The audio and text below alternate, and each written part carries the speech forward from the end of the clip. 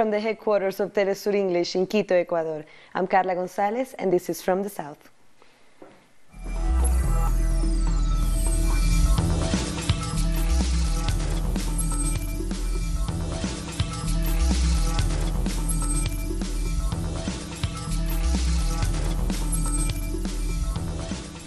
We start with Venezuela, where President Nicolas Maduro has welcomed the decision of his Colombian counterpart, Juan Manuel Santos, to reinforce the border between both countries by sending around 3,000 more troops and police to the area. During the opening session of the Supreme Court for 2018, Maduro ordered his ministers to arrange a meeting with their Colombian counterparts to agree a plan to strengthen peace on the border and benefit both nations. President Juan Manuel Santos from Caracas, Venezuela. As we begin this new judicial year, I agree with the decision you made. Excellent. I agree with your decision to reinforce the presence of the police and the military inside the Colombian territory. I asked General Vladimir Padrino Lopez to coordinate with the Colombian government, something that is necessary, along with the Colombian Foreign Minister and Minister of Defense, a meeting as soon as possible to develop a coordinated security plan to be applied on the border, a plan for peace for the border between Colombia and Venezuela. Venezuela's President Nicolas Maduro also ordered the country's consulate in Miami to be reopened to register voters before the elections. The consulate was closed in 2012 by Venezuela's former president Hugo Chavez due to tensions with Washington. The reopening comes amidst criticism from some countries in the Americas who have refused to recognize the presidential election in April. In Venezuela, on April 22, 2018, there will be presidential elections. Whether it rains, there is thunder or lightning. The sovereign people will freely, directly and secretly elect the President of the Republic. This is the only weapon the people have, votes.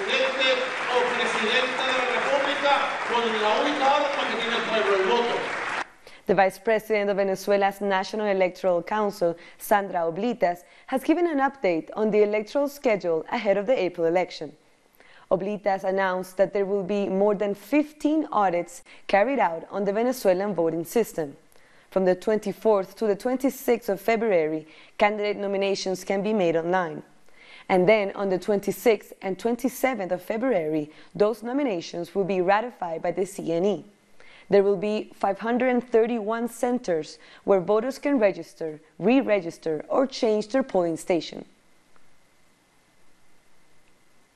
Our correspondent Laura Prada has more from Caracas. Sandra Oblitas, the Vice President of the National Electoral Council here in Venezuela, presented the official electoral chronogram for this upcoming presidential election here in Venezuela. Since the 10th of February, already started the process of registration here in Venezuela.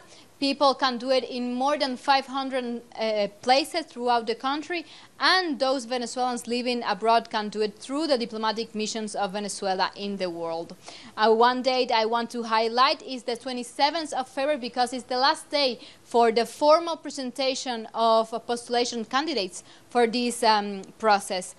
The other date of importance in this chronogram is the 26th of February because it's the date when we'll be starting the more than 15 audits that will be taking place and will be on the Venezuelan electoral system.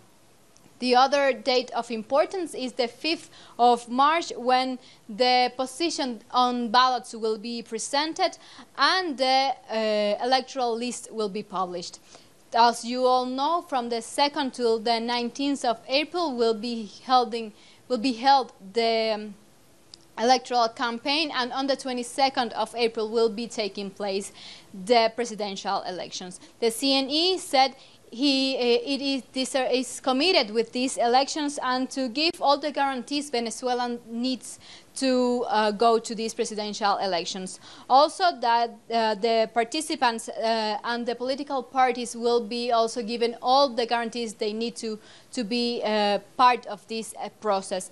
And this process, of course, is based upon peaceful coexistence by all parts participating. This is all I have for now, but we'll get back soon. That was Laura Prada from Caracas. Cuba has condemned the interference of a number of Latin American countries in the internal affairs of Venezuela. Telesur's Laura Prada tweeted a statement by the Cuban Foreign Ministry saying, Cuba strongly condemns the interference and exclusion of Venezuela from the Americas Summit and ratifies its solidarity with the civic military union of its people, led by the constitutional president Nicolas Maduro. The statement published in Granma goes on, those who aim to overthrow the Bolivarian and Chavista revolution by unconstitutional, violent, coup-like means will bear a great responsibility before history. The governments of Ecuador and Colombia have strengthened their ties in the areas of security and defense, particularly on their common border areas, at a meeting in the Colombian city of Pereira. Foreign ministers and ministers of defense from both nations highlighted the progress in cooperation and dialogue between the military and police authorities. Ecuador's Minister of Defense, Patricio Zambrano, said Ecuador will not give up on the fight against drugs and transnational crime. Late last month, the Colombian Air Force bombarded a remote area of the Choco department. The government said it was an operation against ELN guerrillas, but the bombs landed in an indigenous reserve, and at least one indigenous child was killed. Our correspondent Lorena Hoyos has traveled to the region. This is the first of her reports. We navigated for 4 hours through the San Juan River, from Buenaventura to the indigenous safe house of Chacpientordo. The territory was recently bombarded by military forces, who say they were fighting the ELN guerrilla. The bombs hit the banks of the Tordo River, close to the homes of the community. I needed a little hut to plant food. I used to come here to fish or to hunt. I support my children with that food. The community took us to the attack site. They showed us the huts where they worked, which have now been destroyed. We could feel the pain in their silence and see it through their eyes. But they could have lost more than their livelihood that night. They could have lost their lives. If we would have been here, we would have been dead. At least we wouldn't be seeing any of this. The indigenous communities are now afraid to go back to the Tordo River for fear the attacks could come again. They are also concerned military forces will mistake them for ELN guerrillas and capture, or worse, kill them. We are enduring hunger because we cannot go over there. We are afraid because of the attacks, as we don't know when that can happen again. We're scared. The indigenous people of the region also believe some explosives are still in their territory. The Afro-Indigenous population sees this as a direct attack to the campesinos. A war cannot be appeased this way, killing people, killing civilians, going against communities, damaging their crops and homes. That is not the way to end a war. Maybe we need new political measures and for new dialogue about peace. After leaving the Tordo River, we went to a farmhouse at the indigenous safe house in Chacpien. The Wunan community members say they wanted to escape the attack on a motorboat that night, but they didn't, because they feared that could be even more dangerous. We could see a small plane overflying the area. The attack scared our children. The adults got together and we saw the motorboat that was ready to leave. The people of the community were ready to leave. Food shortages have begun. Community leaders are now distributing tuna and rice contributed by nearby community. Uncertainty is growing, but the people are still too fearful to continue with their daily lives. We'll take a short break now. Join us again after this look at what our multimedia colleagues are reporting.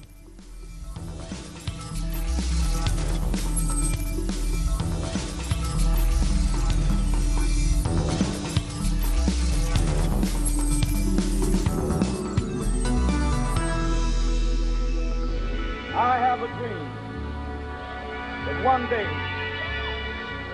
this nation will rise up.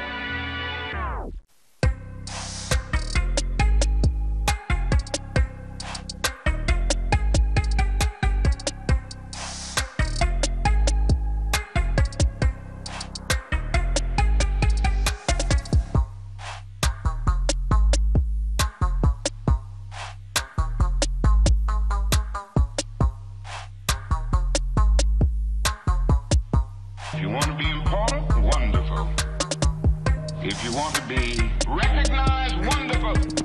If you want to be great, wonderful. But recognize that he who is greatest among you shall be your servant.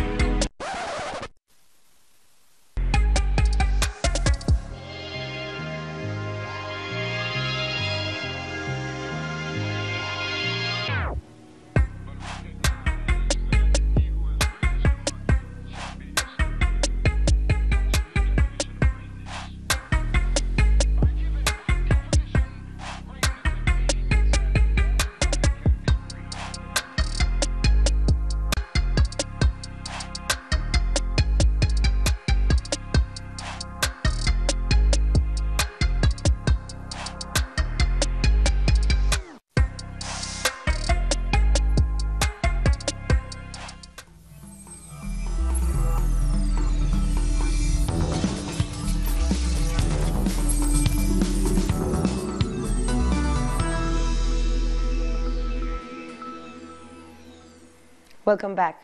The Venezuelan Foreign Minister Jorge Arreaza is on his way to El Salvador on the second leg of what is being called a dignity tour of Latin America and the Caribbean. Our correspondent Esther Yáñez is traveling with him. We continue with Jorge Arreaza's dignity tour, a tour that now takes him to El Salvador, the 8th country in this important tour, during which Arreaza is visiting many countries in Latin America and the Caribbean to strengthen friendship, solidarity, and cooperation with Venezuela. In El Salvador, he is having an important meeting with the country's president, Salvador Sánchez Serén, and also with the foreign minister, Hugo Martínez.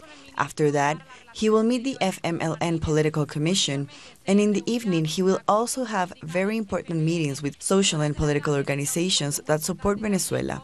Tomorrow, Arreaza will end the week by visiting the Dominican Republic before leaving next week for other countries in Europe and Africa. It is a very important visit at an important political, social, and economic moment for Venezuela ahead of the country's elections on April 22nd. It is in this context that Arreaza is making this tour. He has repeated all week, "We signed the peace agreement in the Dominican Republic, and we are getting ready for a very important presidential election."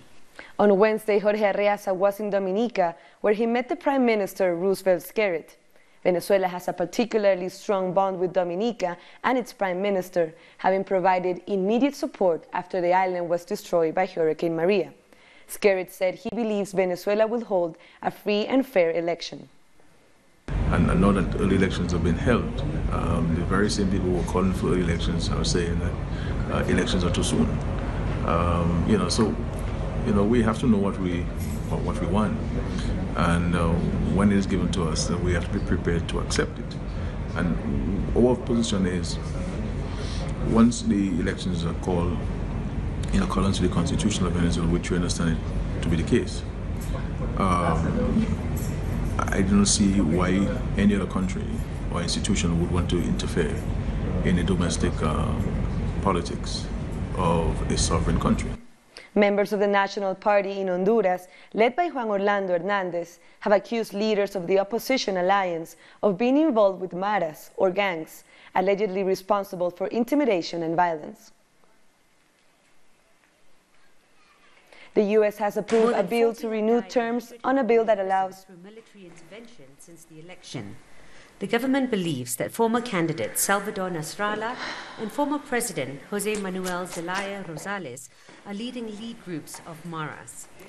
The U.S. has approved a bill to renew terms on a bill that allows Ecuadorian products to be exported to the U.S. with a low-duty tax. The party has certain mobilizations. They always try to restrict the freedom of movement. The former presidential candidate, Salvador Nasrallah, responded to the allegations by asking to repeat the elections. Those who are accused of drug trafficking are part of the National Party. The New York Tribunal has accused Juan Orlando Hernández, his brother, family, and various lawmakers. The public believes the situation in the country is getting worse every day. Some accuse the governing party of wanting to use a campaign to cause terror in the population. Serious accusations are being made that deserve an explanation if this is true or not. If this is really a way to disqualify or generate fear of the opposition. The Liberty and Refounding Party also reject the accusations of the National Party, calling it desperation. First of all, we reject all the accusations. They are false. They are defamation from a completely desperate party, because morally it is a defeated party in Honduras. It is a fraudulent party.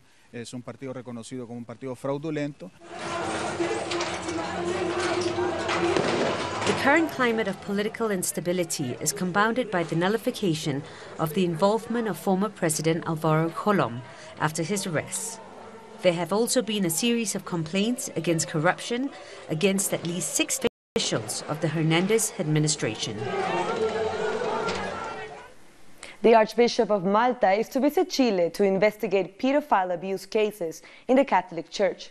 He's being sent by Pope Francis to investigate Bishop Barros of the city of Osorno, who has been accused by a number of men of protecting his former mentor, the Reverend Fernando Caradima, found guilty in a Vatican investigation in 2011 of abusing them and others when they were boys.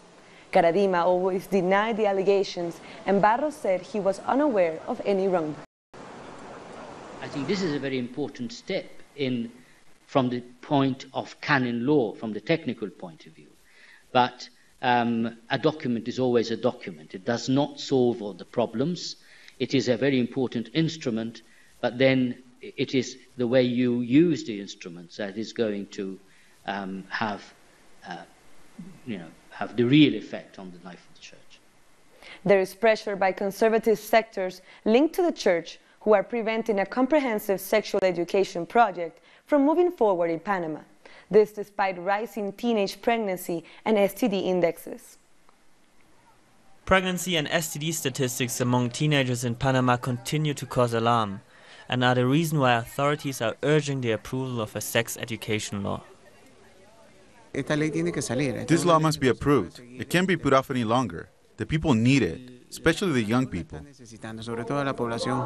Data compiled by the Health Ministry throughout 2017 shows that 9,912 young people, ranging from 10 to 19 years old, were admitted to the ministry's pregnancy control program. Despite registering about 1,000 fewer cases than in 2016, the number continues to be alarming. Other official statistics show that 85% of children are born out of the wedlock, and that over 50% of STD cases are registered among the young. Regardless, the proposed law can't move forward due to pressure exerted by conservative sectors linked to the church. Panamanian society would not only be stalled, but it would start moving backwards by losing any strides we have made.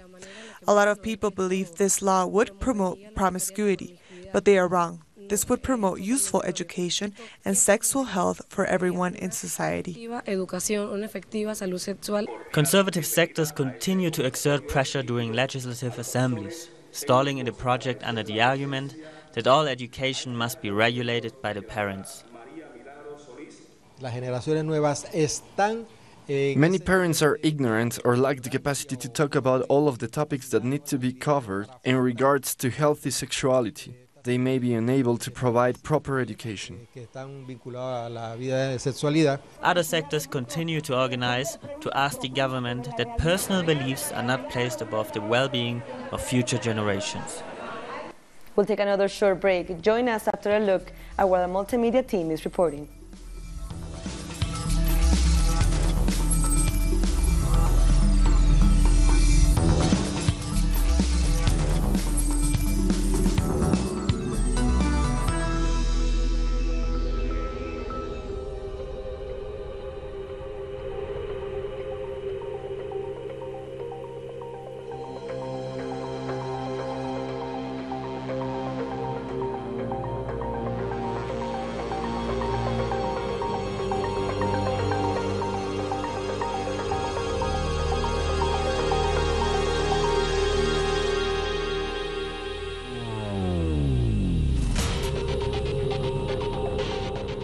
So it's incredible now to have the DNA data that really shows us what this guy looked like. You know, the hair, the eyes, the face, that combination of blue eyes and dark skin, really very striking, something we wouldn't have imagined.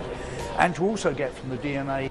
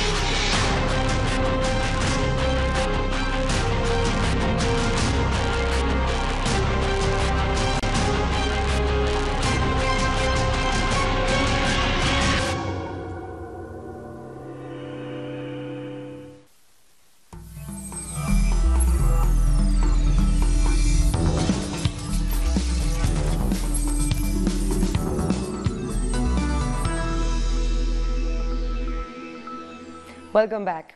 Jacob Zuma reluctantly resigned as South Africa's head of state on Wednesday. During a 30-minute farewell address, the 75-year-old said that he disagreed with the way the African National Congress Party had pushed him towards an early exit. This brings to an end his 9 scandal-plagued years in power. In Palestine, truck drivers have blocked roads on the border between Israel and the Gaza Strip to highlight the difficulties of life in the besieged city. Our correspondent in Gaza, Noor Harasin, has this report. Gaza's private sector associations on Wednesday refused to receive incoming goods through the Kerem Shalom crossing at the border with Israel for 2 running days. Maher al-Tabba, a spokesman for Gaza's private sector, said that the move was meant to draw the world's attention on the catastrophic economic and living conditions of people in the besieged territory. We have organized this protest today to send a message to all parties, mainly the international community and the United Nations, that the economic situation in Gaza's Strip has entered a phase of total collapse. This means that all parties must intervene in order to save Gaza. As part of the protest, dozens of truck drivers belonging to private sector associations blocked the roads near the Beit Hanun Erez crossing in the northern Gaza Strip at the border with Israel. According to the committee which coordinates the entry of goods into Gaza, imports into Kerem Shalom, the key commercial crossing with Israel, have declined by 30% in recent months due to a sharp decline in purchasing power of customers. According to Palestinian reports, unemployment rate in Gaza surpassed 50%, while 2/3 of the population rely on international aid. Israel imposed a tightened land, sea and air blockade on the Gaza Strip since Hamas took full control over the territory in 2007, citing security concerns. The blockade, the closure of crossings, the power crisis, and the ongoing Palestinian division have made life for residents unbearable. Noor Harasin, Trisu TV, Gaza. Now let's have a look at some stories making headlines from around the world. At least 17 people have been killed in a shooting at a Florida school in the United States. The victims include students and adults.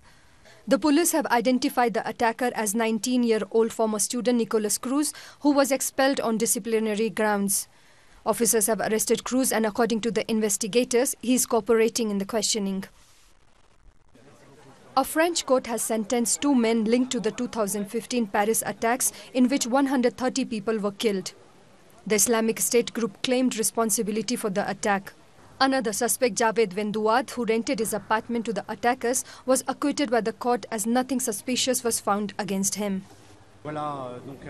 It's a bit of mixed feelings because at the same time a just decision concerning the first 2 suspects and a decision that will appear to civil parties as unusual for the man who provided accommodation for the terrorist, who was Jawad bin Daoud, which can be interpreted as even if we are part of the circle, we can get away with it.